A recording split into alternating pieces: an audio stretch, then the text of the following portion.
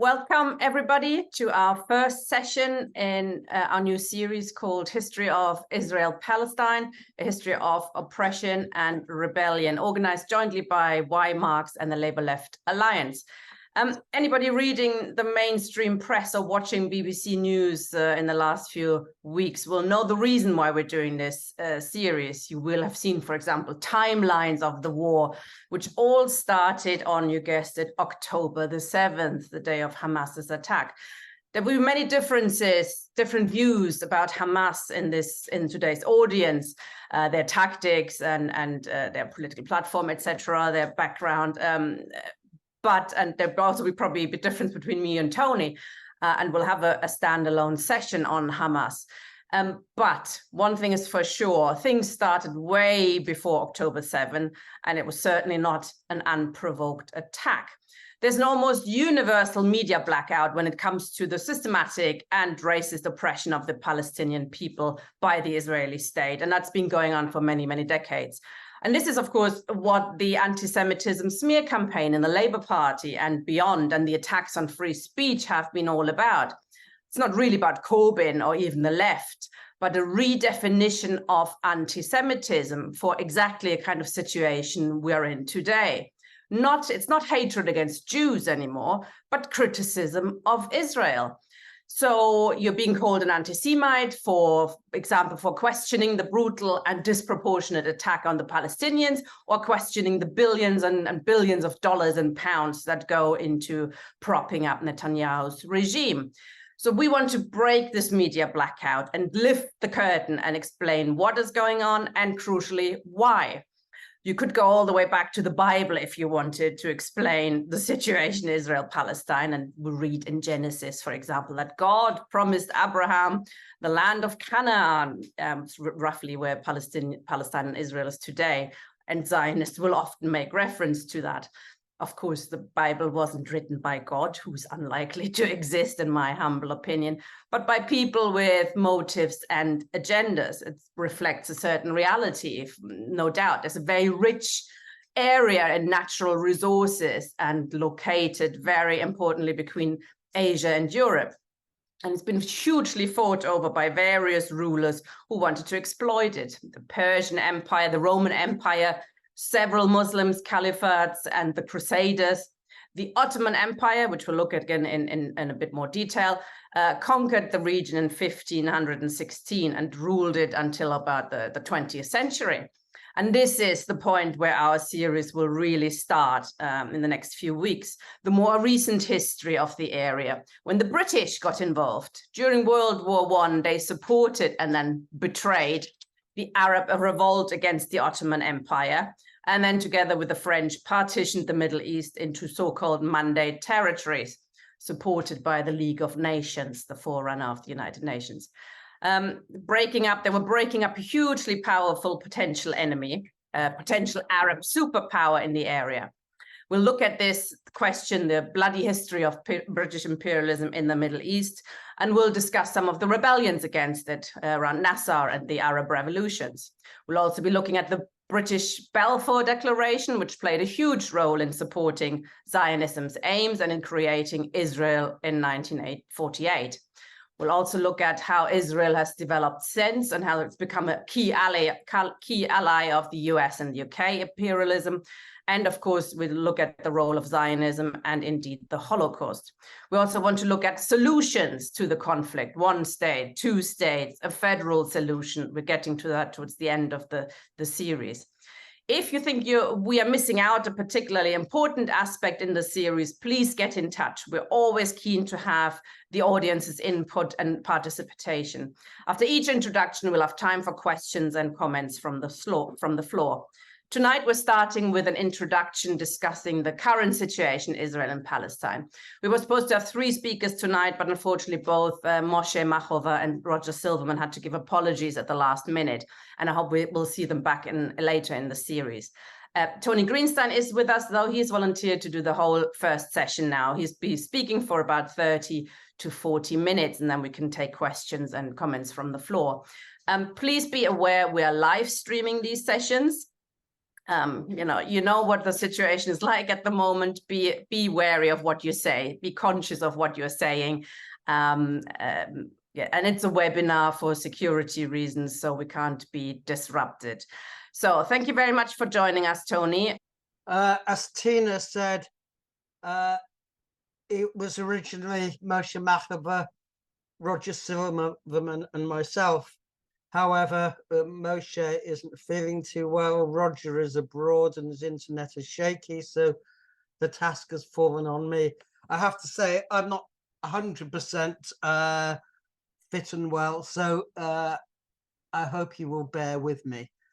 As Tina also said, this didn't begin on October the 7th, although the mainstream media and for Israel itself, what happened on October the 7th was that the Hamas broke out of Gaza and for no reason whatsoever attacked the nearby settlements, the Gaza division, the army unit which surrounds Gaza, and engaged on what they say was a Nazi-style attack. So I want to comment firstly on that, but can I also say that I've retitled this From Holocaust to Genocide, the Ethnic Cleansing of Gaza, because, as I say, the original discussion was with two other people, and now it has changed considerably. So I've kind of retitled it, but it will include much of the previous intentions, that is to discuss the situation it is today. In fact, we can't really do anything else.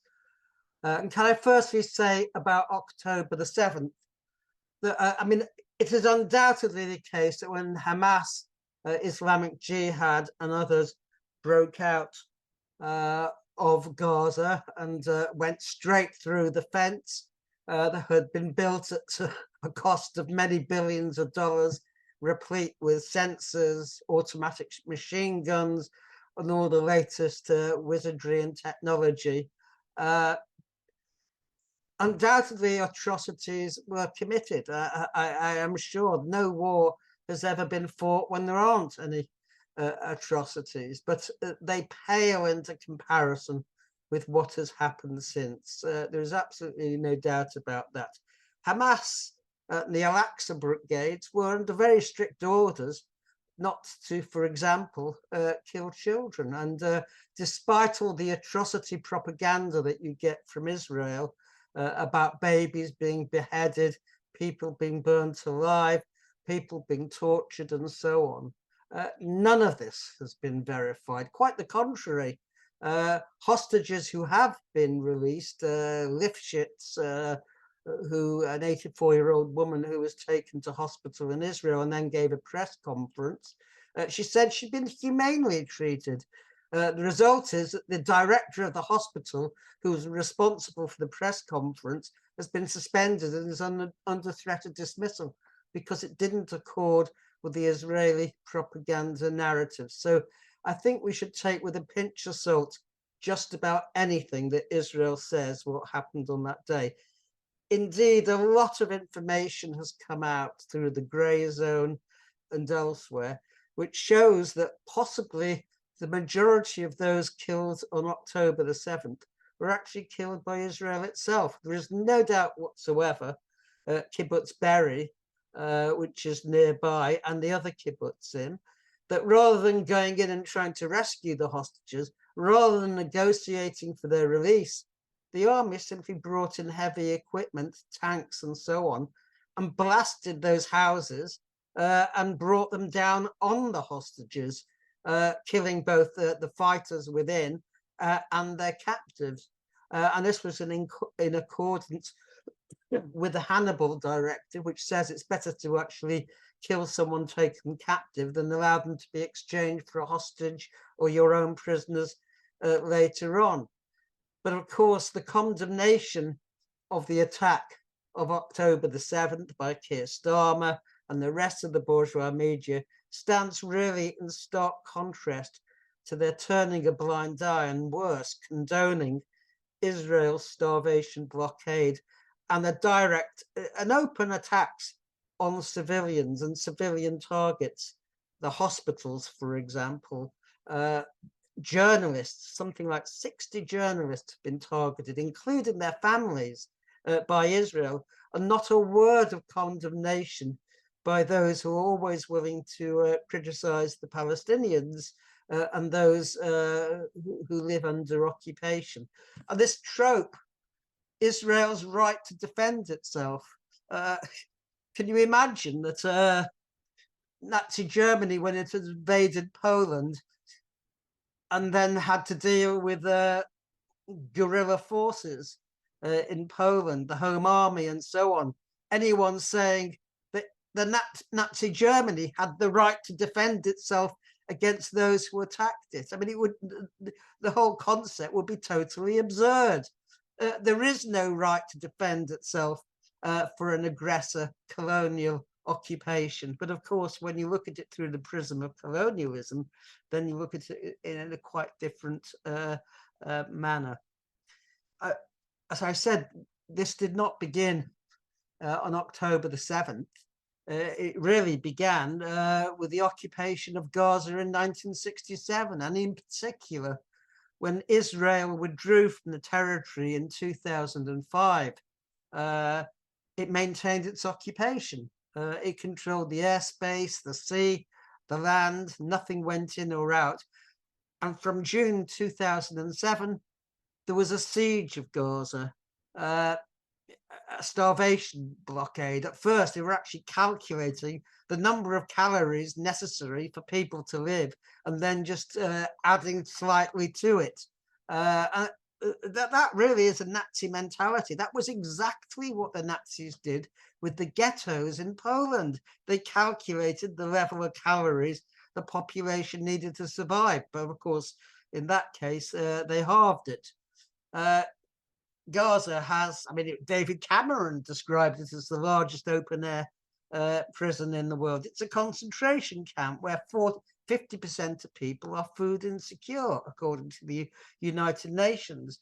And we've seen since then repeated attacks on Gaza. It's called mowing the lawn. Every so often, according to Israeli security strategy, Israel has to attack in order and demolish and bomb and so on, in order to keep the population under control. And so we've had a succession of different operations.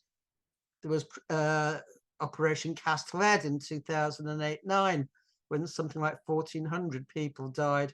There was Operation Protective Edge in 2014, the summer of 2014, when 2,200 people, including 500 children, died. There's been Pillar of Defense and many other more minor operations which have taken their toll. So the idea that October the 7th happened out of the blue is just pure fantasy. But for the imperialists and for the colonialists, of course, everything began on October the 7th, because one thing the oppressed are never supposed to do, those who are colonized, is to mount an attack of their own. That is verboten, as it were. Now, I want to touch on a number of things, but the first is really the rationale for what is happening. And I want to show a video. Okay, this is a video by a professional production company. It was shown on primetime Israeli television and then put on the web before being quickly withdrawn when people realized that it was doing damage. So these are a number of sweet Israeli children singing what is, I would say, a song replete with Nazi themes of blood, etc., blood and soil.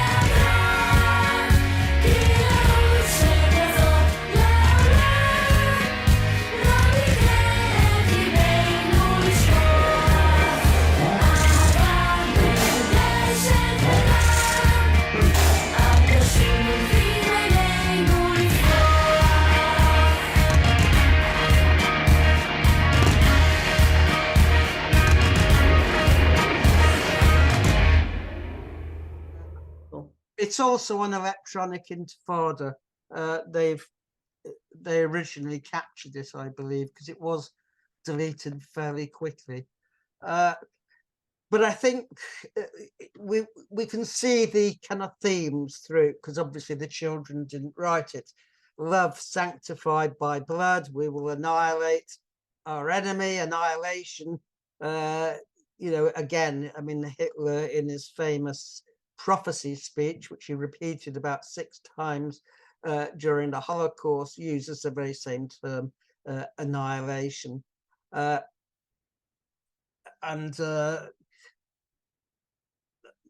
quite amazing thing about what has been happening today is Israelis actually believe that they are fighting the Nazis and we are fighting the Nazis. And this has been a constant theme. For instance, anyone who saw the Israeli ambassador, Zippy Hotovely, said this openly to Piers Morgan: we are fighting the Nazis. The idea that somehow the Nazis were the victims of aerial bombing by their opponents really doesn't bear thinking about. Of course, it was the Nazis who began with Guernica, the bombing of civilians, and then they continued it at Belgrade, Warsaw Uprising, and so on. But for Israel, it is a permanent victim. It has, in its own eyes, inherited the memory of the Holocaust dead, and in its eyes, it believes that it is somehow fighting the Nazis, who, in its eyes, are the Palestinians. And when the Palestinians resist, then they're doing it not because of the conditions they experience, not because of the ethnic cleansing or anything else. It is simply because Israel is a Jewish state. And this really began with Yoav Gallant. I don't know whether I will try and share again. I don't know whether I'm going to have any success this time or not, but I will try. If you can,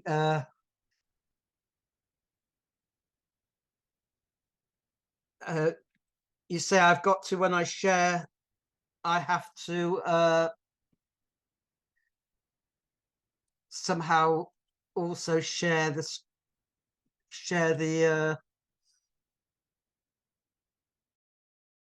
Yeah, sorry, I don't know how that works, sharing sound. I think you'll have to tell us what you hear. You hear that? מצור מוחלט על העיר עזה. אין חשמל, אין Yes, מזון, but it's אין not. מים, אין דלק. הכל סגור. אנחנו נלחמים בחיות אדם, ואנחנו נוהגים בהתאם. That did you manage to hear that or not? Yes, but it's not English, is it? No. It wasn't English. You have to rely on the interpretation, the captions. We are fighting human animals, was the message, and that there would be a total blockade. I mean, the first person to use the term human animals was Himmler, 1943, a speech to senior SS officers in Poznan in Poland, when justifying the extermination. A chapter of our history of which shall never be written, as he said. He said, we shall be decent to animals, including human animals. And that was a theme of the Nazis. And this is exactly the same theme that we are now seeing from the Zionists, that the Palestinians are really nothing but animals. And if you dehumanize someone in that way, then you're allowed to do virtually anything with it. And it's not just Yoav Gallant, although he is the most prominent. He is the defense minister. We saw Gilad Erdan, the UN, the Israeli representative to the United Nations, absurdly donning a yellow star featuring the words "never again." So Israel, which is the oppressor, Israel, which possesses the 5th largest or most powerful military in the world, is somehow the victim of the Palestinians, who do not have an air force, who only have light weapons, and who are really a guerrilla force. and this has been repeated throughout. Joe Biden said that Hamas had engaged in barbarism that is as consequential as the Holocaust. Netanyahu told German Chancellor Olaf Scholz that Hamas are the new Nazis. Sipi Hotavelli, you will remember the Israeli ambassador in an interview, I think it was with Piers Morgan, she justified what was happening by saying, well, Britain bombed Nuremberg, Hamburg, Dresden. We killed 600,000, or you, the British, killed 600,000 people. I suspect that's an overestimate, but the implication was very clear that if we have to kill 600,000 Palestinians in order to achieve our objectives, then that also is a price worth paying, if you remember Madeleine Albright's saying to that effect. In other words, the Holocaust is being used to frame Israel's collective punishment of Gaza. And it's an extremely powerful framing because it changes almost the paradigm. Israel is no longer the oppressor. Israel is no longer the ethnic cleanser. Israel is the victim in what is really a battle for civilization in the face of barbarism. So you have all these racist narratives about the Palestinians, such as Netanyahu told the Israeli parliament that, and I quote, "This is a struggle between the children of light and the children of darkness." And I could go on. Isaac Herzog, who is the president of Israel, and incidentally, he doesn't come from the revisionist, from the Netanyahu or Likud stable. He was the leader of the Israeli Labour Party in the Knesset.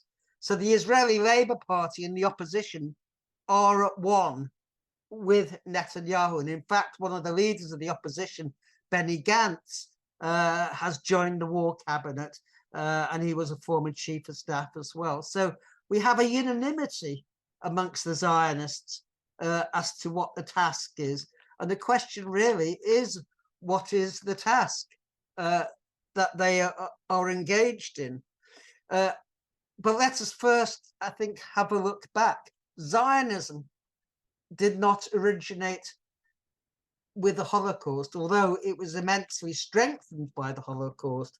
Zionism originated at the end of the 19th century in reaction to anti-Semitism, but it took a particular form, whereas most Jewish reactions were to fight for emancipation and Jewish rights. And even when people emigrated, they didn't emigrate to Palestine, well, there was nothing to stop them. There were no immigration barriers. 99% of them came to Britain or the United States. But Zionism, from the very start, accepted what the anti-Semite said, which was that Jews did not belong in their own state. Jews did not belong where they lived, that they should form their own state. And that really is the beginning of Zionism. And that's why in the 1930s, the Zionists looked at the rise of the Nazis as a golden opportunity to build their state. Zionism was immensely strengthened by the Holocaust. And there's absolutely no doubt at the beginning of the 1930s, there was something like 200,000 to 300,000 Jewish settlers. By the end of the 30s, that had more than doubled. So really, when I said in 2019 at the Expo conference that Israel was the bastard offspring of Hitler's Germany, I was quite correct. Of course, the Jewish Chronicle devoted a whole page to it and said how terrible this was. Anyone could make such a suggestion, but it's absolutely true. And if you read Tom Segev's book, The Seventh Million, which I do recommend, it's one of the best books to read, he quotes Burl Katznelson, who was a founder of Mapai, the Israeli Labour Party, an editor of its paper, Davar, who described the rise of Hitler as an opportunity to build and flourish like none we have ever had or ever will have. So when Hitler rose to power, to most Jews, this was totally horrific, and they immediately launched a boycott of Nazi Germany. The Zionists, on the contrary, opposed the boycott from the very start, and they joined hands with the Jewish bourgeoisie, which also opposed the boycott because they preferred to make money rather than save people. Ben-Gurion himself, who articulated the Zionist strategy throughout the war, was even more optimistic. He said the Nazis' victory would become a fertile force for Zionism.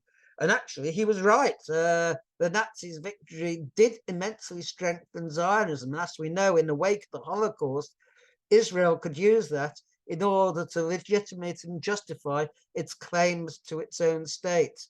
And I want to quote Yehuda Alkanuk, because he was the rector of the Central European University in Budapest before Netanyahu's friend Viktor Orban threw the university out, despite a European Court of Justice ruling. And he wrote, it was a very famous article in Haaretz, The Need to Forget. This was in 1988, March 1988. And he said, a profound existentialist angst fed by a particular interpretation of the lessons of the Holocaust, that we are the eternal victim. In this ancient belief, I see the tragic and paradoxical victory of Hitler. Two nations metaphorically emerged from the ashes of Auschwitz, a minority who assert this must never happen again, and a frightened and haunted majority who assert this must never happen again to us. And that is absolutely right. The conclusion that Zionism has drawn from the Holocaust is not that all racism is evil and wrong, that ethnic cleansing and barbarism and genocide must not occur, but it must not occur to us. There's no principled opposition to what the Nazis did. The real objection is that he chose the wrong target. And actually, sections of the right in Israel do actually say that Hitler was right, but he got the wrong people. I mean, that is really the logic of Zionism today as it blasts and it bombs its way into Gaza. I don't know how much time I've got. I was going to ask you a few questions as well, if you would prefer a discussion about the. I'm happy to do that. If you give me maybe just another 5 minutes. Yeah, no problem. The question really is, what is likely to happen now? And there's an important article, and I'm going to try again and share. I don't know whether it will work this time, but actually it's only an article, so I may get away with it if I can. I shall first see if I can try and bring it up. Yeah, okay.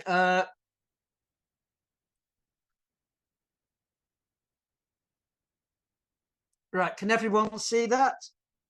Yes, we can. It's in the Jerusalem Post. It was only, what, 2 or 3 days ago. Victory, she is the intelligence minister of Israel. So she's in the cabinet and she's a very important figure.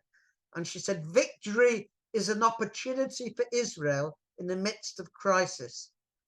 And what she says in this is that we have had October the 7th has provided us with a unique opportunity which we must not throw away.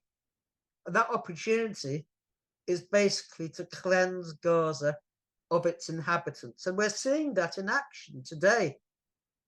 That first, the north of Gaza is literally made Arab brine, clear of Arabs. Then the south, the Palestinians who are told to move into the south, Kfar Yunus and others towns are being bombarded. And remember, Gaza is a very small territory, 25 miles by 5. So there's not a massive space to live in anyway. And Palestinians are now being told that they must move to the west.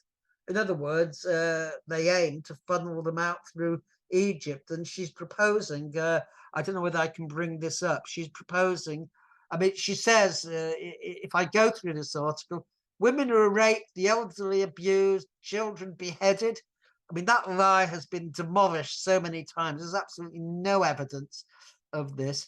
Captors were burnt. Well, some captors were burnt because Israel used Hellfire missiles from drones and from Apache helicopters, literally to target every car escaping from the rave and elsewhere, as is coming out now. But nonetheless, they run with these lies because once the Zionists spread a lie, they don't retract it. They simply emphasize it on the grounds that if you repeat a lie enough, then sure enough, people will believe it. And it goes down. But I mean, the basic, what she's saying is basically that the United Nations should take upon itself with others the responsibility for finding homes for the Palestinians who are now in Gaza. I'll stop sharing now. What is to happen? That is clearly, I think, the Israeli intention. Whether they're able to get away with it, I cannot speculate. There are all sorts of options. The United States is said to be opposed to the evacuation of Gaza and wants the Palestinian Authority, the quisling Palestinian Authority in Ramallah. But Israeli ministers are saying, well, the Palestinian Authority has failed even in the West Bank to control the uprisings there. So how much more so will they fail in Gaza? But this is a matter of speculation. I should also add that there is a ground war happening in Israel. Hamas fighters are fighting. And if you read the Palestine Chronicle, where there are reports, there are heavy Israeli casualties in this ground war, and a large number of their tanks and personnel carriers have been blown up. So it is not going to be an easy fight for Israel. Whether they succeed in the end, obviously, I cannot speculate. One can only hope, but I mean, the odds must be against it in the long term. And even if they do hold out, then that doesn't mean the population itself will be able to hold out. So there are many unknowns in this situation, but I think we should be quite clear as to what Israel's objectives are in the attack, which is, in essence, to remove the Palestinians from Gaza. So I think I'll leave it there. I just wanted to say one thing, and that was we are entering a ceasefire period. I did want to make just one or two comments on it. I think it's an incredibly bad deal. Hamas, the only asset they really got are the 200 or so hostages. We don't know how many because Israel's killed so many. But in my mind, Hamas should be saying that they won't release one single hostage until there is a permanent ceasefire. And if Israel continues to bomb, then of the military hostages, because a large number are Israeli soldiers, they will execute 10 each day to concentrate their minds, because we know within Israel there is a massive movement now which wants to prioritize the saving of the hostages. So Hamas, I think, should have said to Israel, which do you prefer, killing Palestinians or saving your hostages? It's very cruel and hard-headed, but I think they've agreed to a terrible deal, but time will tell. So thank you very much. Thank you, Tony. I'm going to ask you a few questions now, if that's okay, before I open up from the floor. I was going to start with the prisoner exchange, because not only does it seem like well, not a bad deal. Perhaps you're right in that it's a bad deal. Only 4 days of ceasefire, etc. It's also it sheds a light on a number of things. They're exchanging them for 200 Palestinian women and children, which they've been locked up for throwing stones, walking around with a Palestinian flag, Hamas flag. Sometimes it shows you what kind of regime Israel is. There, no trial, etc. Most of them, they've just been held and held again. They can just do that to Palestinians, women and children.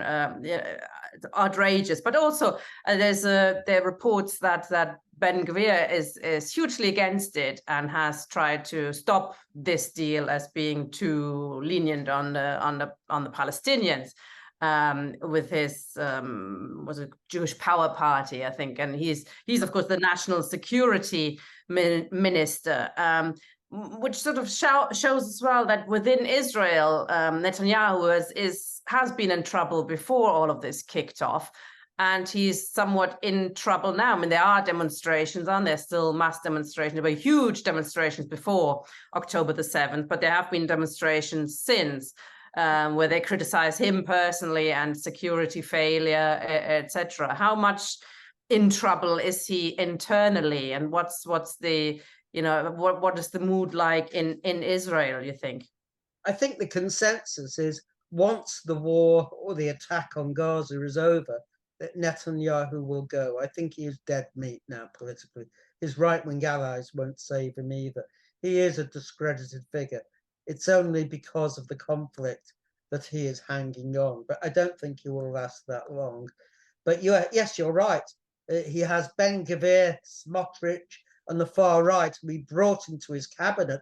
In fact, it could be said he almost created Otzma Yehudit, the Jewish Power Party. It was a fragment.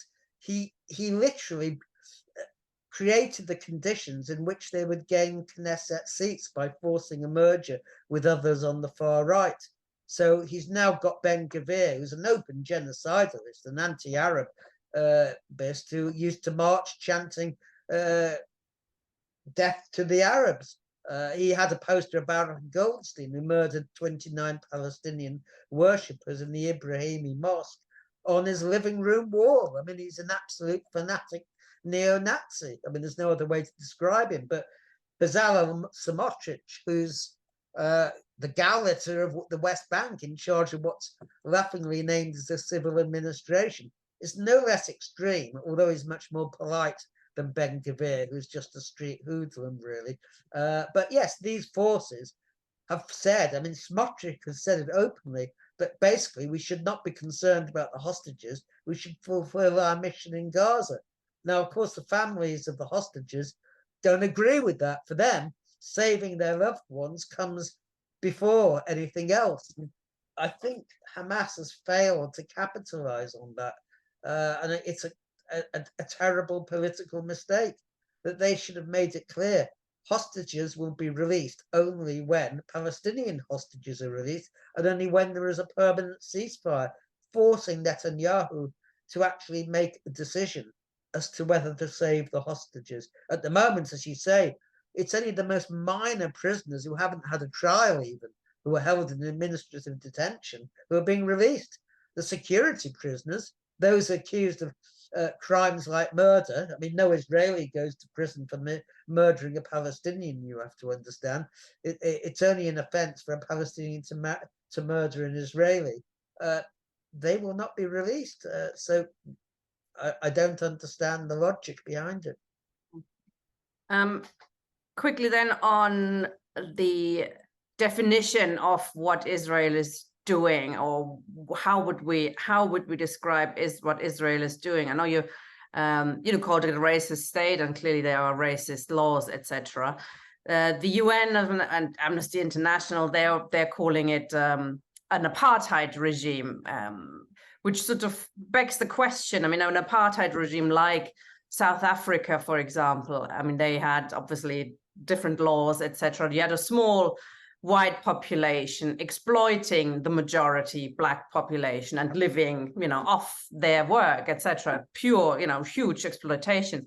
In Israel, it is really different, though, isn't it? I mean, people call it an apartheid regime. I always wonder if that's a really good way to describe it, because the aim is not, as you said, the aim is not to exploit the Palestinian population. The aim is to get rid of it.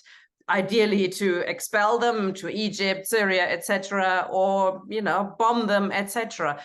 How would you describe that kind? Is apartheid the right way to describe it?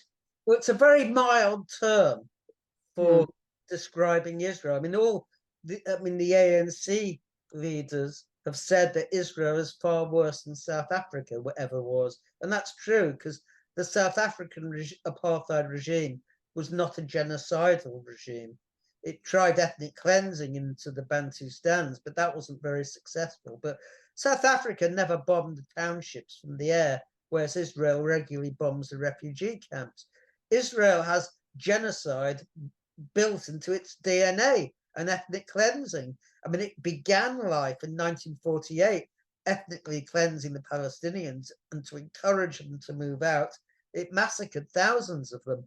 I mean, estimates of 30,000. So Israel's got some way to go in the present campaign. So, yes, I mean, it's not because Israel is like one of the old settler colonial regimes, like in Australia or the United States, which exterminated the native peoples. It didn't colonize them. It completely removed them from this earth. And that is Israel's intention. If it can't get rid of the Palestinians from Gaza, it's going to kill them, or it's going to try to kill them if the world allows it to. And that is in the hands, of course, of the United States. But I mean, let's just remember when the Nazi regime came to power in 1933, its program was not extermination, it was expulsion, removing the Jews from Germany. It was only when war broke out, and even after that, that they turned to the death camps and Auschwitz.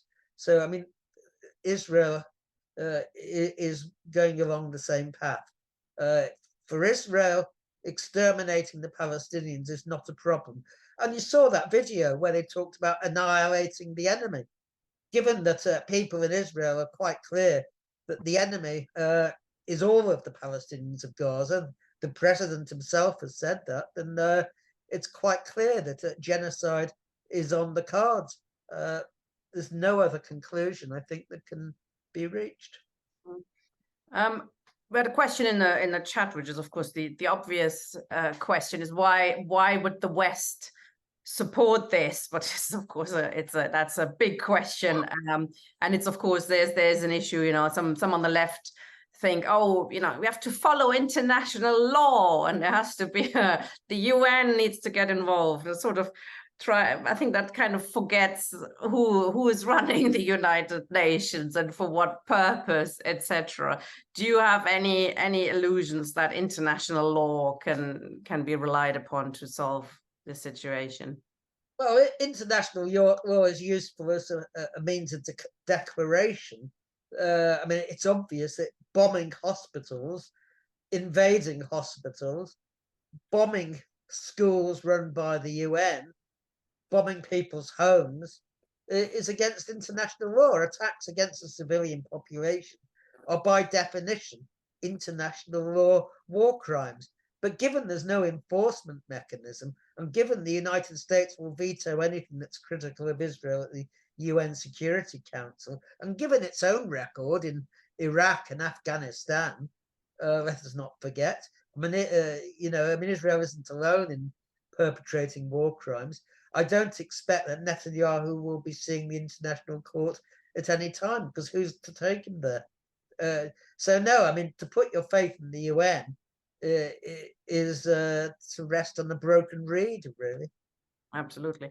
I mean, can you then sort of, you know, in a couple of sentences, explain why Israel is being propped up in the Middle East? I mean, some people think the short answer is oil or gas, you know, that it's just about exploitation of the natural resources. Do you agree with this, or do you think there are bigger geopolitical issues at hand? I mean, obviously, oil is important. If the only thing that the Arab countries had was wheat fields, then I suspect that the United States wouldn't be terribly interested. But the Middle East is a crucial area. It has a Suez Canal going through it. It's the center of the world's oil production. And Israel is a vital part of safeguarding imperialism's interests. I mean, the best way to stop Israel today would be for the Arab peoples to overthrow the Arab regimes, which are the clients of the United States, which oppress their own peoples on behalf of imperialism. If the Egyptian and the Saudi regimes were in danger of going, I think Netanyahu would be told very quickly to stop operations. It's the failure of the Arab peoples to get rid of the regimes, the client regimes over them, that allows Israel a free hand. So why is Israel supporting? Well, I think Alexander Haig, Reagan's Secretary of State, said it best. Israel is an unsinkable aircraft carrier, cheap at the price. And Biden himself said when he was a young senator that if Israel didn't exist, it would have to be invented. So, I mean, that's why it's not because it's Jewish. It's not because of the Holocaust. On the contrary, it's because it serves imperialism's interest. It's a stable settler state with a population which is probably to the right of just about any other state in the world. And of course, UK and US imperialism did invent it. I said it should have been, it would have to be invented. They helped its creation. And this is exactly what we'll be looking at throughout this series, how actually, Arab revolutions were smashed by US, UK imperialism, and the Middle East divided up artificially, etc. The leaders put in place to exactly destabilize the region or have a policeman there in the side of Israel. We've got a few. Sorry, go on, Tony. No, I agree with you. Yes, I mean, the first Zionists were not Jewish; they were Christian Zionists, Christian imperialists. Palmerston, Shaftesbury, Napoleon, Ernest Laharan. They all wanted a Jewish state, not because they loved Jews. I mean, Shaftesbury opposed Jewish emancipation here, but because it was the ideal way of legitimizing the presence of imperialism in a region such as that.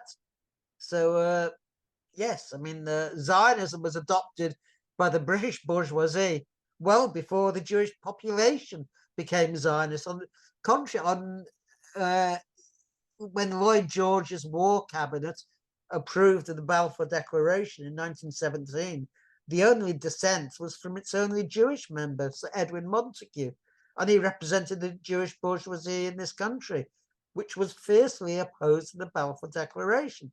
So, I mean, Britain adopted Zionism despite Jews, not because of them. And that should be remembered today. It's got nothing to do with the presence or absence of Jews. Absolutely. We'll get to the question of Zionism throughout the series. We'll come and you'll be back talking about it. We've now got a few questions and comments from the floor. Comrades, if you want to ask a question or make a comment, please go to reactions or raise hand, or put in the chat if you can't work it out. Put in the chat that you want to speak. I'd urge comrades to keep it short so we can get everybody in. Peter first, please. Hi. Hi there. Can you hear me okay? Yep. Great. Yeah, I'm not like an expert on what's going on in the Middle East at the moment, the barbarism in Gaza and the background histories to that. But I'm a socialist and Marxist, and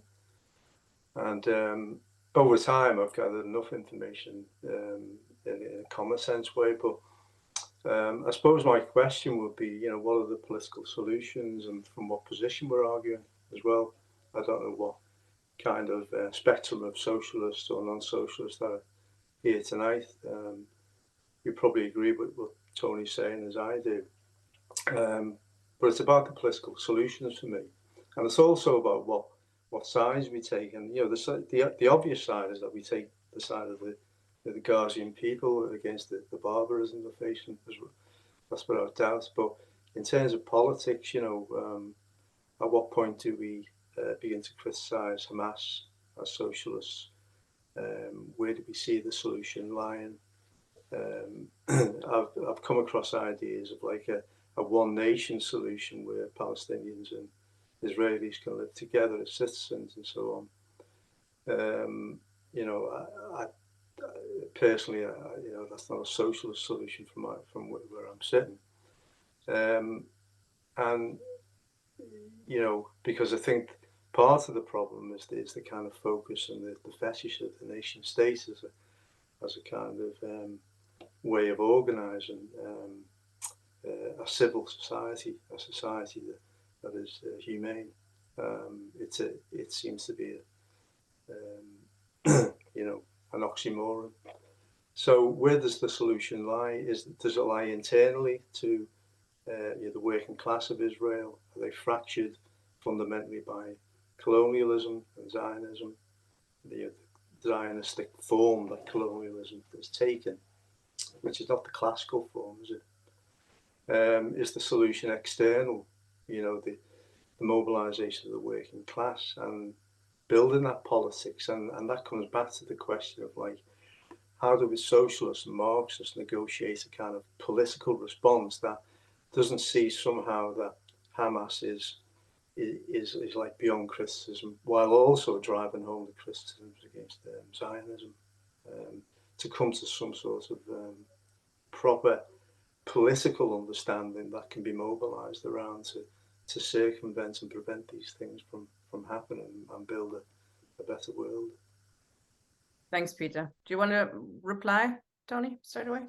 Yes, very briefly. The question I ask myself is, what is the goal? The goal to me seems what it was for the PLO in the early 70s, which is a unitary, secular, democratic state of all its citizens, whether they're Jewish or Israeli or Palestinian or whoever. The question, of course, is how you get to that position. I am absolutely convinced there is no solution within the settler state itself. Just as you wouldn't have expected white workers in South Africa to come up with a solution. They were on the right of South African politics. Israeli workers are on the right of Israeli politics. They vote for Likud parties to the right. So, as Martin Luther King said in his famous speech from Birmingham jail, those with privileges rarely give them up. And that's true in Northern Ireland as well, where the Protestant working class was tied to the Unionist Party. That is part of the problem of the formation of settler colonial states, where you have an interclass alliance between, if you like, the settler bourgeoisie and the settler working class. So what are the forces that will do it? Undoubtedly, the Arab masses of the region. That's, I think, where the solution lies. It would be revolution in the Arab region, whether it's a socialist revolution or not, or an anti-imperialist revolution, is to be decided. But that will be by them, not by us. But as far as Hamas is concerned, Hamas was really the creation of the Israeli state as a counterweight to secular Palestinian nationalism. It was the offshoot of the Egyptian Muslim Brotherhood. So politically, of course, I don't support it. But it is a resistance organization. And in that sense, it has a right to fight. And I back that right to fight, of course. But politically, I'm not an Islamist, so I wouldn't support it. Thank you. I think that answered Peter's question. Marion, please. Yeah, I think it's really important, this discussion we're having tonight, because it's horrendous what we're witnessing. And when you think that after people said never again, and now the people that said that, some of them are committing exactly the same things that they said never again about. And I think it's really important. And I agree with Tony. The Israeli state was set up in that region because they thought they would be a safe pair of hands for imperialism. And that's crystal clear. But for me, I think what we've got to look at is what kind of solution do we want? And I agree that if we should be advocating for a democratic secular state. I don't believe in Muslim states, I don't believe in Christian states, and I don't believe in Jewish states. I mean, religion has no role to play, as far as I'm concerned, in politics. So we need to get some of those ideas about. But I think the other thing we've got to look at is the rise of the far right and Islamophobia across Europe as well, because Islamophobia is a big thing, and they're able to use the so-called crimes of Hamas. And people talk about that, but they don't seem to bother so much about the bombing of hospitals. The very fact that it has, for a long time, even the media wasn't actually advocating against what was going on, and still to some extent they don't, shows how far things have gone from bad to worse in a lot of ways. But the key thing is we've got to keep up the campaign and fighting to actually get this war stopped, and we have to be clear on our politics as well. But what worries me is the fact that they are using Islamophobia quite a lot, you know, and it's very, very dangerous, especially with the rise of the far right across Europe as well. So I think we've got to get ourselves more educated and develop our arguments and get out and advocate more. And that's why I think this series is really important, because it's one of the key things. But the other thing, that you look at the difference when Russia bombed in Ukraine and the reaction to that, and now it's a massive scale in Gaza, and they're hardly saying anything about it. You know, why is that? I mean, I have a theory why I think it is, and it's to do with you know, the class politics coming into it. But that's another story. But it's interesting to look at the differences and how they're approaching it. And they don't talk very much about war crimes, you know. And it's obviously a war crime to bomb a hospital, you know, and these things. But the UN is a useless thing. It's set up. It's an imperialist body, as far as I'm concerned, and it's not done any good hardly anywhere. And let's not forget Libya as well. What they did in Libya. Look what they're doing in a lot of Yemen and a lot of places where they're bombing them in back to the Stone Age, if you want to call it that way. So we've got a big task on our hand. But at least there have been mass mobilisations, and that's important. Now we need to continue that, because we've got to get this stopped. Too many people are dying already. Let's get it stopped, and I think it's right as well. If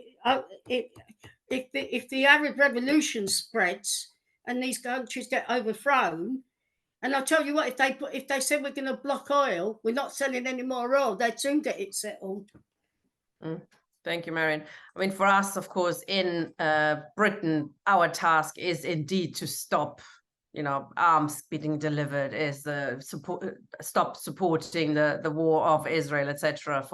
For socialists here in this country, our tasks are quite different to socialists in the Arab countries. And I'd like to say that we have, throughout the series, we will look at different people who have different ideas on what should happen. You know, there's one state solution, two state solution, or indeed a sort of federal idea. And I think I can see Steve Freeman in the audience. I think he will be speaking about that, but we'll also be talking about that throughout the series. Cheryl, please.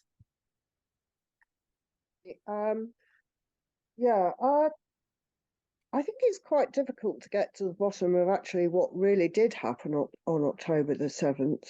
There seemed to be so much misinformation about what happened. The other thing is that I'm just wondering what you thought about what Hamas's actual strategy was.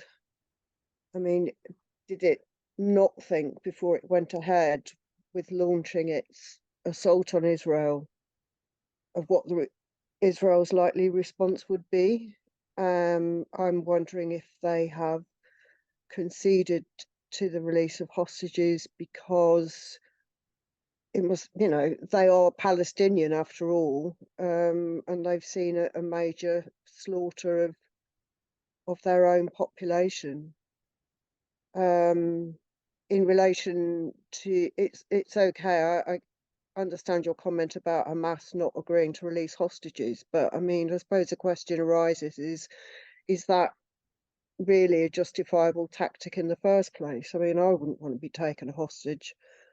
In relation to United Nations, I think that we shouldn't just be simplistic in our analysis and just write them off, because I think that they have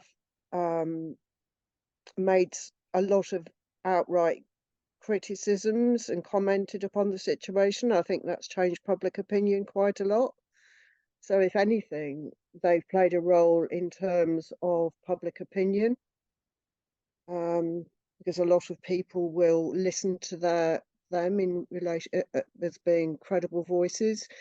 Then the last thing I'm thinking about is the role of other countries and Hezbollah. And, you know, I think I'd love to be a fly on the wall at the moment and know what's happening in relation to Egypt and Jordan, they seem to have refused to open their borders and take in Palestinian refugees.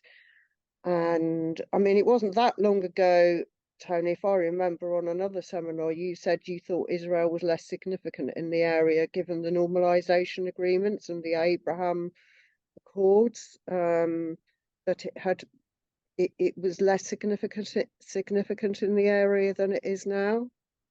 Yeah, that's it. And also, I suppose, what do you envisage? Because it doesn't seem from the fascists in the government that they want to, after the release of the hostages, that they want to just carry on bombing. I mean, it just it's really worrying to think what's going to happen for the future. Yeah. Thanks, Cheryl. And are they just going to move in and build new settlements while the Palestinians are gone? And Tony, what would you like to answer? Yes, okay. It's quite a lot of questions in quite a lot of areas. I mean, shall I first just start off by saying that in contrast to the Arab countries where things seem very quiet, we've seen the development of really a genuine mass movement in this country, such as we've never seen before. 1 million people were on the streets. I know in Brighton there's a school strike tomorrow. There's been strikes in the East End, in Bristol, and probably other areas. People are very, very vociferously opposed to the war criminals who lead our country. I think we should be under no doubt. We could see that with Sue Braverman, who was getting so hot under the collar describing us all as hate marchers, that in the end she lashed out at the police for not banning us. And the Zionists were getting even worse. The campaign against anti-Semitism, which is really just an Israeli government front organization, let's be honest, it was calling for the army to be sent in to stop this invasion of London because Jews were afraid of going on the demonstrations. Well, there were thousands of Jews on the demonstrations, but maybe not racist Jews like themselves. So we've seen the development of a real mass movement in this country, and we can't just let it go. It has to develop. And unfortunately, at the moment, we have a useless organization called Palestine Solidarity Campaign, whose main interest is in building itself. So I think Palestine Solidarity activists have to take a very long look at what they need. But certainly the movement has got rid of Braverman, which I think is quite an achievement. And it came on the same day as the Rwanda plan went down the plug hole as well. As far as stopping what is happening, well, of course, I mean, the Arab states could do what they did in 1973, stop the oil. I mean, that would stop Israel in its tracks because Biden would be forced to move. As regards Hamas strategy, obviously, I don't have a direct line to Hamas. I suspect that they didn't expect anything like the Israeli reaction. I suspect they thought that after the attack and they got the hostages back into Gaza, they could then freely negotiate with Israel for an exchange of their prisoners for the Israeli hostages. That tends to show that Hamas never understood Zionism. It's true of Fatah as well. They don't understand that Zionism will do anything to maintain the supremacy of its own state. And if that means thousands of its own citizens perish in that battle, that's fine. I mean, Hitler was quite prepared to shed German blood for the Greater Reich, as we saw on that film. I mean, they talked about one state, Ein Volk. I mean, all the themes, blood and soil, that you saw in that 2-minute song that was shown on Israeli TV, these themes are prevalent in Israel today. We sanctify our love with blood. I mean, this is a Nazi idea. So, I mean, Hamas, I'm afraid, did not understand Zionism, did not understand the political changes in Israel, whereby all democratic right to oppose the war today is being outlawed. Even Jewish Israelis are being locked up if they even open their mouth. You can spread whatever incitement to hatred, death to the Arabs, etc. on social media. Nothing whatever will happen to you. But if you express concern for what's happening in Gaza, then the Israeli police are monitoring you and you will be arrested without a doubt. I mentioned on my blog that there's a teacher in Petah Tikva, just a high school teacher, who did exactly that, and he found himself locked up for 5 days before he was eventually, I think, released to house arrest. So, I mean, there is this very, very severe repression. And today, I think the High Court has basically refused the request of the Communist Party to hold 2 demonstrations. Freedom in Israel. I mean, like in South Africa, you first abolish freedom for black people, and it seeps into the white community as well. You can't build an iron wall between one group and another, as Jewish Israelis are finding out, much to their cost, and it's very, very difficult for them. As regards the United Nations, I'm talking about the body as a political institution. Obviously, it does a lot of good in other areas. UNRWA has been feeding Palestinian refugees since 1947. Absolutely vital. Albanese, the UN rapporteur on human rights, has been absolutely brilliant, as has Richard Falk in his time, and others. I mean, they have these special rapporteurs on torture, on human rights, and on Palestine.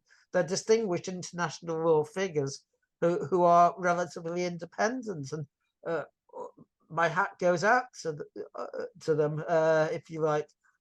Yes, they have spoken up, and they are an incredible asset. And anyone who watched Francesco Albanese on television recently, I mean, she demolished Kirsty Walk on BBC Newsnight. I mean, she knows what she's talking about. So yes, but my criticism of the UN is it cannot enforce international law because of the present setup. It has no troops of its own, and it's subject to a United States veto. I mean, we can see the utter hypocrisy of the United States. Just imagine that Russia had said it was going to target hospitals in Ukraine because they were being used by the Ukrainian armed forces. And then it proved that some of them had actually been used, as was the case in Mariupol, where the Azov Brigade actually forced the evacuation of a hospital to use it as a base. The West screamed about that. I mean, the double standards are there for all to see. But that is imperialism, isn't it?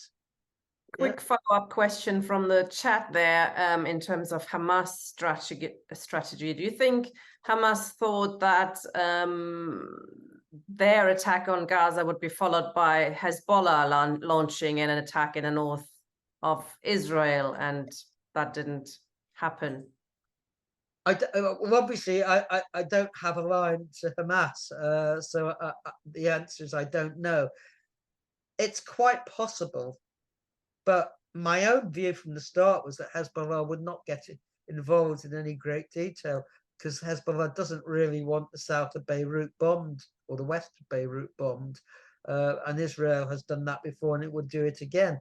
So although Hezbollah could inflict a very heavy price on Israel, Israel could also inflict a very heavy price on it. So I don't think it wants to get involved if it can. It's primarily a defensive force, and it's a defensive force for Lebanon, not for Palestine. They have. Can I just come back on? Can I come on that point? I think that Hezbollah have been increasing their attacks, haven't they, quite significantly on the southern border. I think there's been quite a lot of Israeli military killed, although the Israelis have been very quiet about how many of their own military personnel have been killed. And from what I can see, from what I read about Nasrallah, he was saying it's something like an eye for an eye. I think there was a Lebanese family that were killed in a car by an Israeli target, and thereafter a civilian got killed by Hezbollah. I mean, from what I've been reading from the expert on Hezbollah in this country, Amal Assad, I mean, she was saying that there's, you know, they have that they're much more militarized than they ever used to be. They've got a sort of specialized trained army of about 100,000 with very specialized weaponry, and that they would intervene if Hamas asked them to. I mean, whether that's true or not, I don't know, but yeah. I Thanks, don't believe it. I think Hamas do want them to intervene, and I don't think Hezbollah want to intervene by all accounts, because, I mean, there have been border hostilities, but they have been confined to the border. They haven't extended. I mean, Hamas has, by all accounts, a very substantial armory and rockets that can reach just about anywhere in Israel. So I think there is a mutual deterrence taking place at the moment. Peter Spillane, please. Hello. Hi. No, I don't know why you called me. I haven't asked a question. So Right, you put your hand up. Sorry. Okay, don't worry. Goodbye. Steve Freeman. Oh, there we go. Hi, Tony. Hi, Tina. Thank you. Thank you, Tony, for the talk. Always informative as usual. A couple of things. I think I want to make a point about Hamas. I want to make a point about strategic settlements. You know, what's the answer? As Tina's already mentioned, what I might be about to say on that. And also you threw in something else, Tony, that made me think, which is about where we are in this country. I'll try and mention three of those. I was thinking about Hamas. What are they trying to do? It seemed that they wanted to seize hostages, blow a hole in the prison walls, torpedo the Abraham Accords, and survive. Surely they wanted to survive. And even if every Hamas soldier in Gaza is killed and all the tunnels are blown up, the idea of Hamas will probably survive. You can't kill an idea, really, as people have already said. It will probably survive in some other form. And I think that it's not important how many hostages are given up by Hamas or how many Palestinians are released from Israeli jails. The important gain is that there are negotiations which happen and that a deal is struck and there's 4 days without war. Because if that happens, it's a sort of victory to Hamas in a way. You might say it's a bit of a Pyrrhic victory in one sense. But it means that the internal pressure on Netanyahu from the people who are still in Gaza, the Israeli soldiers, for example, is surely going to increase if it's shown that you can save some people by negotiations. I think the pressure in Israel will get higher. The international pressure on America and on Biden inside America will surely grow. And it will be harder to restart the war if it stops even for a pause. And I'm not saying that it won't stop. They're absolutely... Netanyahu's worried about that. You think if it stops, how do you kind of start it again? So there is that possibility. So I think that anybody could imagine, given all the cards that are stacked against them, given the most powerful army in the Middle East is there with all the technology that it's got. Okay, so that's the first point. Second point, then, that's just observations. I mean, second point is I think the number of solutions come into two categories. There are those people who argue that there is some kind of democratic solution. You could say bourgeois democratic, but a democratic solution. And there are others who say that the only solution is a socialist solution, a socialist Middle East, a socialist Palestine, a socialist Israel, or some version of that. And I noticed I listened to what you say, Tony, but you didn't, like me, you didn't argue that the only solution was a socialist Palestine in what you said.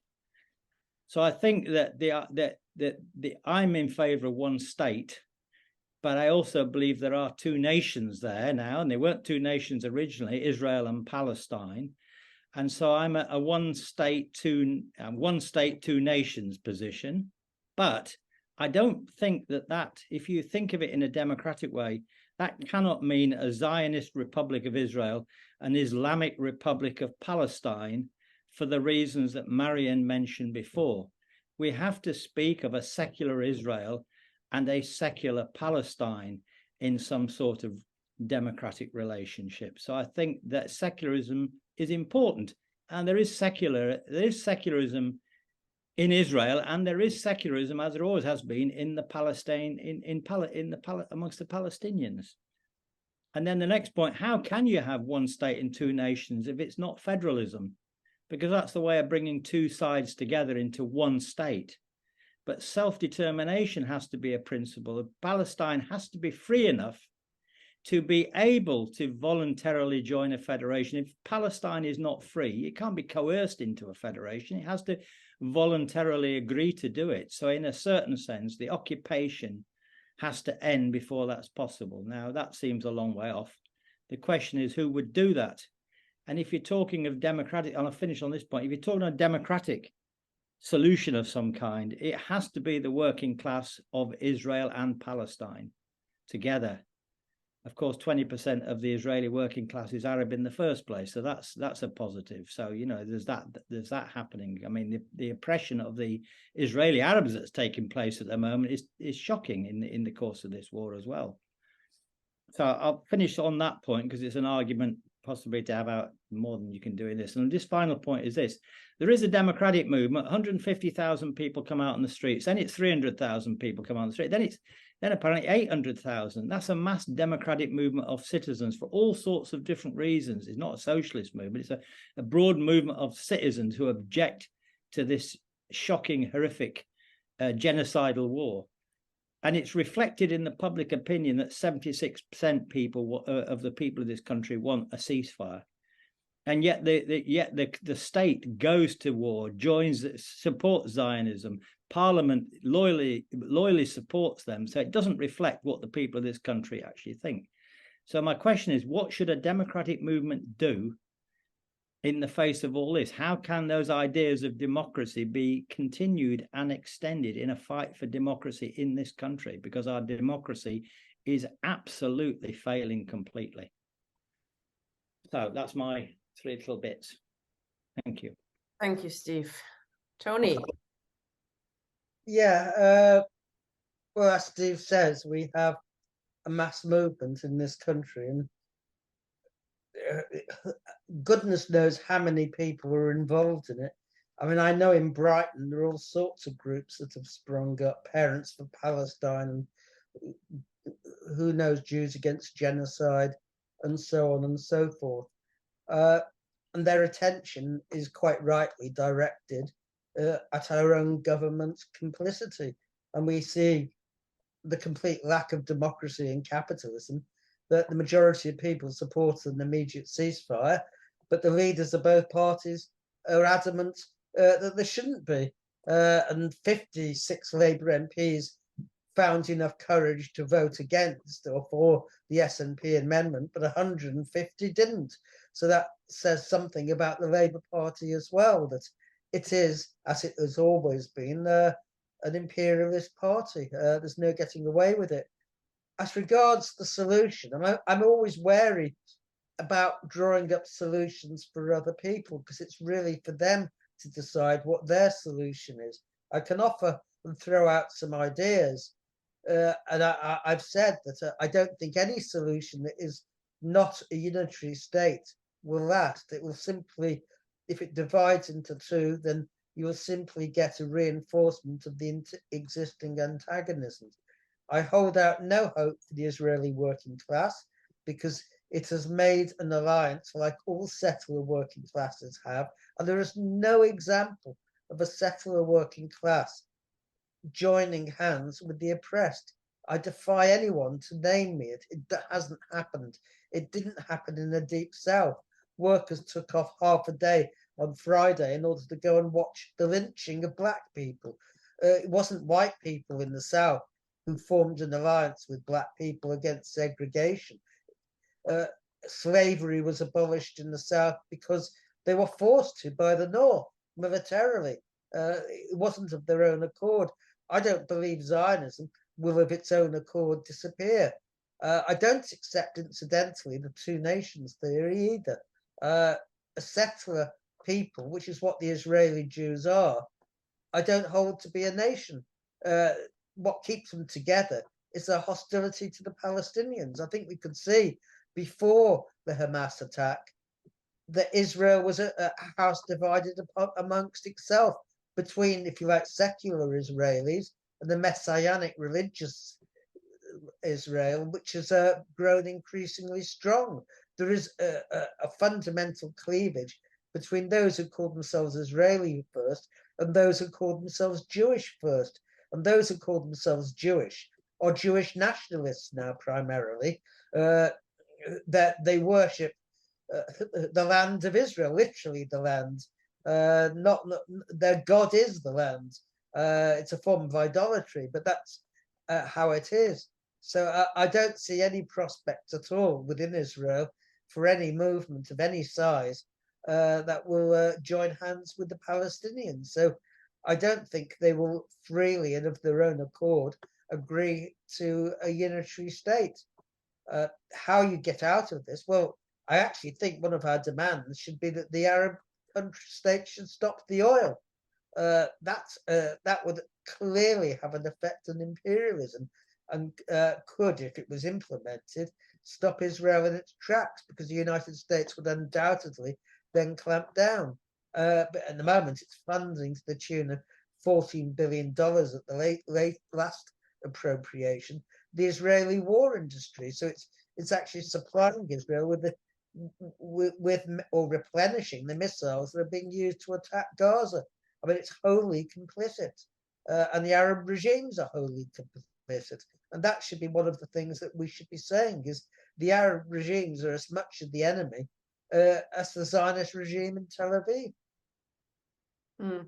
This, of course, begs the question, though, if Israelis feel or think that, you know, Palestinians will simply reverse the poles of oppression, you know, should there be an Arab revolution, then you'll never get any kind of peace there unless you believe that Israel should be smashed and, you know, Jews should go back home where they came from, etc. But I don't think that's what Democrats and socialists would argue for.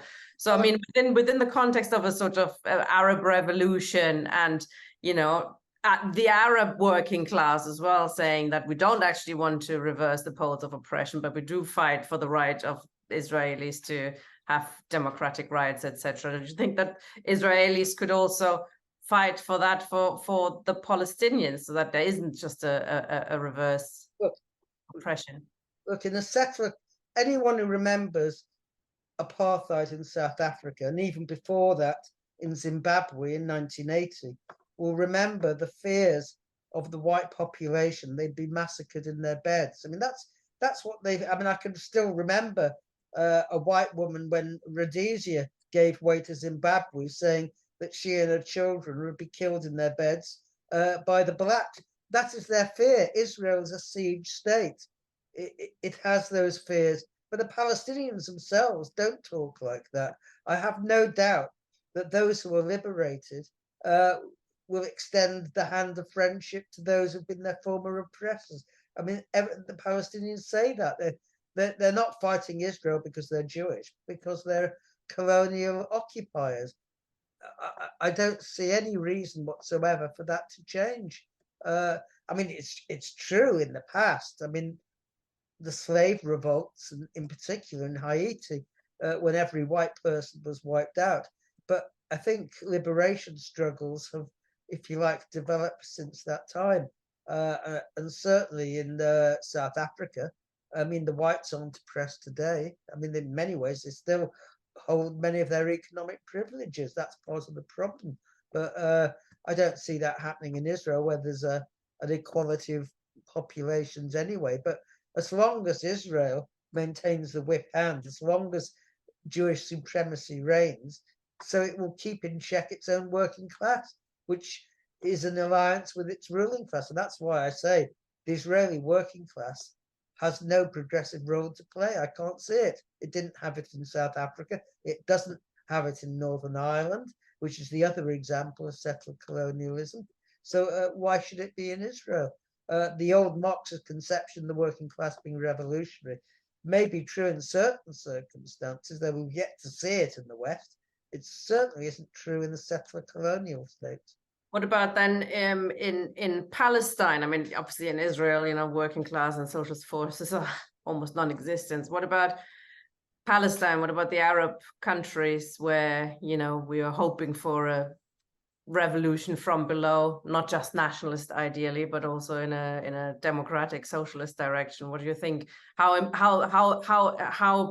know, supported is Hamas, and how supported are socialist groups? Well, yeah, I mean, unfortunately, the Arab left historically has been weak, and the Communist Party, this Stalinism, did a lot to weaken it by, in 1947, agreeing to the creation of a Jewish state and about turning on Zionism. That undermined the Communist parties of Iraq, of Egypt, and of Syria, where they were strong. Unfortunately, Stalinist foreign policy never took account of the interests of communist parties overseas. It looked entirely in terms of its own very short-term interest. But yes, I mean, that is a task for the Arab left, bearing in mind that US imperialism has smashed up umpteen countries, whether it's Iraq, whether it's Syria, whether it's Libya. So, I mean, we have a fairly dire situation in Saudi Arabia with a feudal theocracy. I mean, there aren't political parties at all, as far as I'm aware, or very primitive formations because of the level of repression. There certainly was in Iran, though, again, the clerical regime butchered thousands. I'm not an expert, of course, on that. Yasmin Mather, who's going to appear later in the program, is an expert and will no doubt tell people. But I mean, it's a sorry state of affairs, but the left is in a sorry state, I think, worldwide in many ways. And the question is how we rebuild. Absolutely. I think we have one more person with their hand up, and that's Malcolm, but I think you don't want to come in, but you can talk now if you'd like to speak. Malcolm? Nope. Can you hear me? Oh, yes, we can hear you. Hi. Yeah, I would just like to ask Tony, going back to really basic principles. I mean, one of the things that obviously is key to all this is America's enormous support for Israel, both in weapons and money and general. And it seems to me a bit, I don't know, I don't fully understand it, but Tony talked a little bit about Christian Zionism. As I understand it, the evangelist movement in America are very keen on this, and they are very much in favor of Israel, though they're not very much in favor of Jews, as far as I know. Another thing that Tony sort of said is America, in fact, is a sort of similar to settler state, and I wonder whether Americans think they should support Israel on the basis that they're like them. I mean, I only thought this recently. But do you think that's a thought in America, that America supports settler state because they are actually a settler state? No, I don't. The United States today is not a settler state. It is, if you like, a normal, inverted commas, bourgeois state. But it has many leftovers, if you like, of its settler state formation, its attitudes and its relation to Black people, obviously to Native Americans insofar as they still exist. So, if you like, it's incorporated into itself. It's because it's such a massive economy, it's become the major world imperialist power. But I don't think it supports Israel because it's a settler colonial state. It supports Israel because it sees it as it being in its interests. And Christian evangelism is really just Christian imperialism, nothing more. And it uses the Bible as it sees fit to legitimize its plunder. But yes, I mean, Jewish people have been increasingly at the forefront of the protests that have taken place recently, the occupation of Congress and so on. Jewish Voice for Peace, for example, is a major organization, if not now, is also. And Netanyahu's been quite clear. He's written off the Jewish community in America. I mean, he sees the Christian evangelists as the main base of support, and they have a large degree of influence within Congress and the Senate. I mean, the recent election of the Speaker of the Congress is an out-and-out Christian fundamentalist, and the first thing he proposed was a resolution supporting Israel in the current battle, as it were. So I don't think one has to examine in depth. I think it's enough really just to say that, well, America supports Israel because it's in its interest, and we have to, and unfortunately the Arab states have been refused to do so, is to threaten their interest and to make it clear that Israel may no longer be in its interests. I mean, that is one way that Israel will be restrained. At the moment, there's nothing restraining it apart from the domestic political movements in the West. It's the lack of any movement in the Arab countries, I think, that is the real problem. Yeah. As soon as I said we have no more questions, a few people put their hand up. So, Ian, please.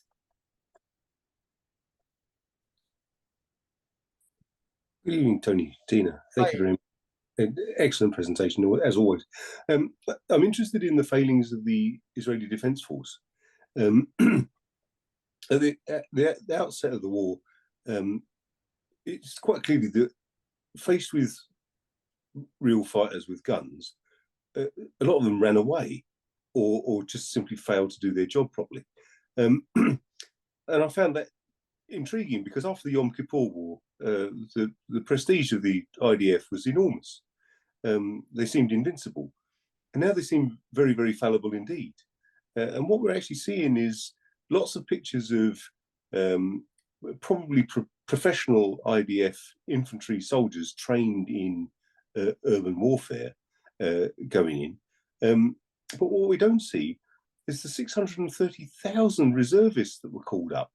Now, I understand that almost, well, not all, but a very high proportion of the Israeli population is militarized. They all have to do some period of national service. And even a high proportion of those who were taken as hostages were, in fact, IDF reservists. So the question is, why did they fail so spectacularly, given the enormous resources that they've got in terms of both intelligence and material resources? And secondly, you mentioned about they're taking quite high casualties. I would have expected that, but of course we don't hear anything about it. Have you got any other sources that? Because an interesting feature, for example, of Britain's invasion of Iraq is the British soldiers. There weren't many British or American soldiers killed in the actual warfighting phase, but what happened afterwards, about 6 months after, was when the casualty figures and the deaths rose significantly because fighters of one sort or another had an opportunity to regroup. I understand that. I mean, I've heard speculation that Hamas had about 30,000 fighters. One would have expected them to keep their head down and wait until the opportunity arose. Have you any information around either the failings of the IDF or any other tactics involved? I don't have a hotline to Hamas, I'm afraid. I've picked up various things. I understand from the person who is in charge of the military cemetery, I think it's on Mount Herzl in Jerusalem, that approximately one soldier an hour is being buried in funerals. So there's a constant stream of funerals. They've admitted to over 60 being killed so far, which means probably 200 have been injured if you have a 1-to-3 ratio, which you usually do. It may well be more. Al Jazeera counted in 388 military vehicles which invaded Gaza as part of the ground invasion. Apparently, the majority of those have been knocked out already, and they have anti-tank weapons and so on. If that's the case, then the casualties could be significantly higher.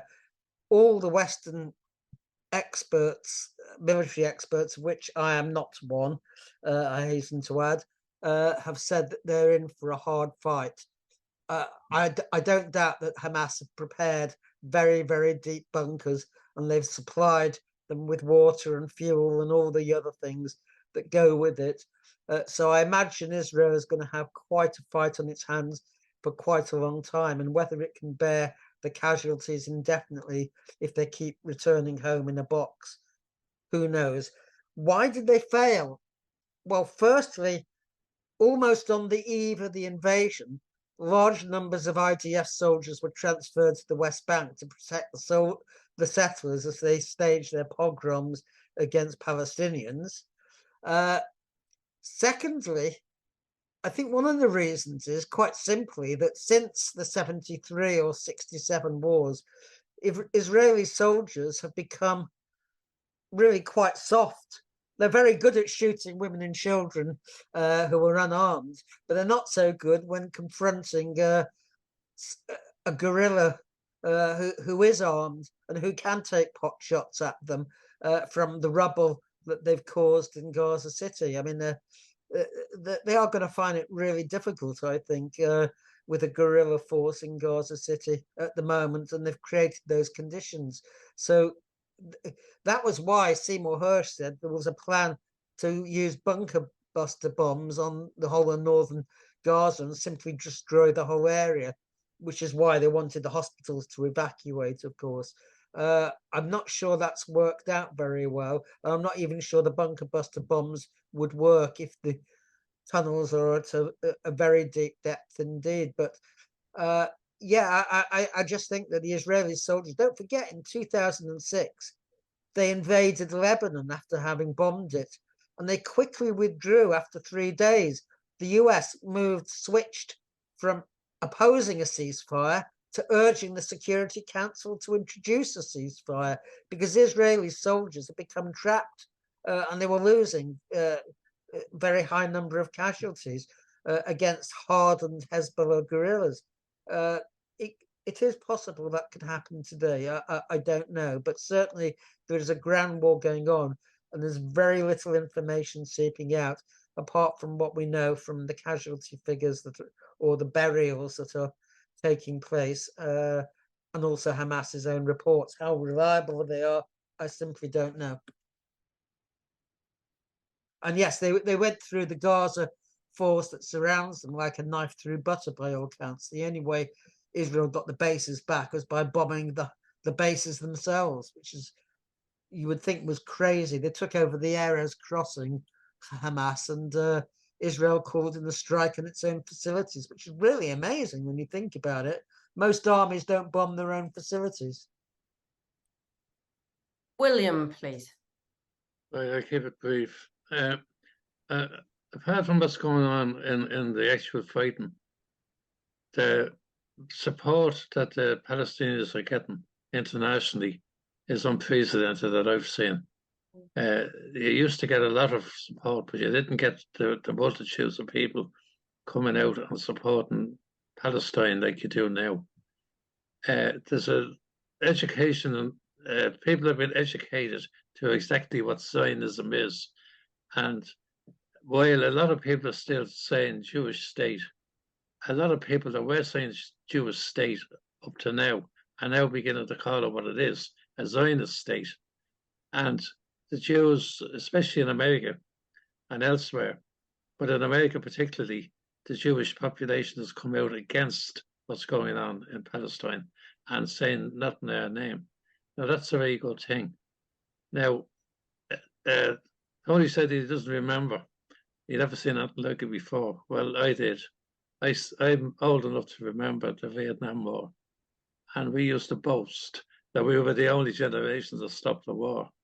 And it could very well be that the pressure that's going on to all of the establishments, the British establishment, the American establishment, and the Israeli establishment, they cannot ignore for very much longer the massive support and the massive revulsion that people have towards what Zionism is. Thank you.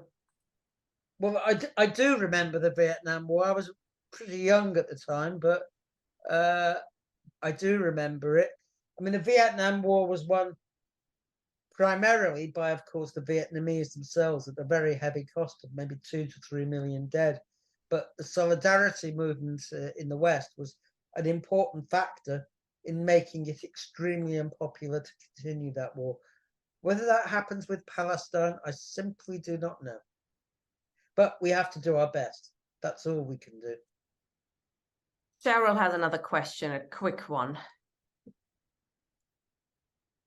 Yeah, in relation to Ian's question, I think the Israelis are keeping it very quiet, aren't they? The amount of military personnel who were killed. It's difficult to know how many people out of the 1,200 were military personnel who were killed on the 7th of October. And another commentator said that because of the division in Israeli society during the time they took their eye off the ball, that was the reason that they were so prone to the attack. Whether that's true or not, I don't know. But the question I was going to ask was about the current situation in the West Bank, because it looks like there's a kind of third intifada happening, doesn't it? I mean, there has been significant warfare going on in Jenin and in other areas. So I'm just wondering whether or not that's going to be a major factor in determining what the outcome of this is, just the kind of what is happening in the West Bank itself.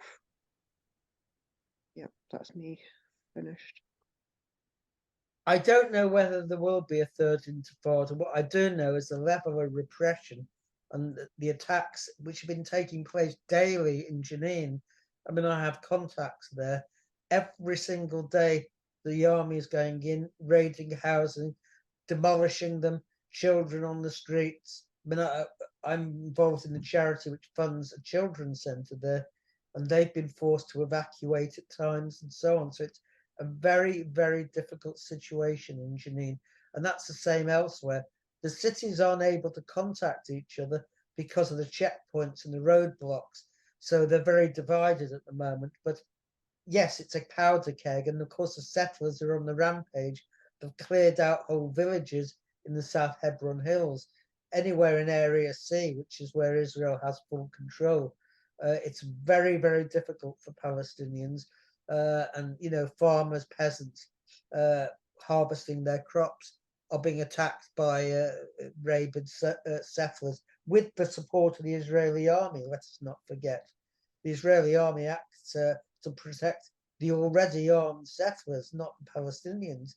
I mean, the Western leaders are aware of this to some extent, and they have spoken out, but they haven't done anything, of course. They find it easy to condemn, but that's about all. There are no sanctions attached to these things. So they've allowed it to take place, in essence, and they're supporting the state that does that. And of course, Ben-Gvir, Smotrich, and others are also quite clear. They want to see an ethnic cleansing, if not of the whole West Bank, then certainly the majority of it. And the same is happening in the Jordan Valley as well, that Palestinians are finding it very, very hard to hang on to the lands that they are occupy. And that's all with the complicity of Israeli courts, of course. Although an application has been made, I think, 2 days ago for the High Court to instruct the police and army to uphold the law. In practice, that will be ignored because the Israeli army ignores court orders when it suits it. So, yes, it will be interesting to see whether there is an uprising of sort or an intifada in West Bank. The thing about these people is they have nothing to lose, and increasingly less so. So, you know, you can, as people said, you can kill thousands of Hamas fighters and you will create tens of thousands more. Thank you very much, Tony, for kicking off the series with a really good first session introduction to the current situation. As we mentioned, we're now going to look at various aspects in more detail. have a look at the timetable, the schedule. If you think something's missing, etc., get in touch. If you want to present a session, get in touch. We are quite flexible with introductions, etc., and the timetable. So hope to see many of you next week, next Thursday at 7 p.m. with Ian Spencer. Good night.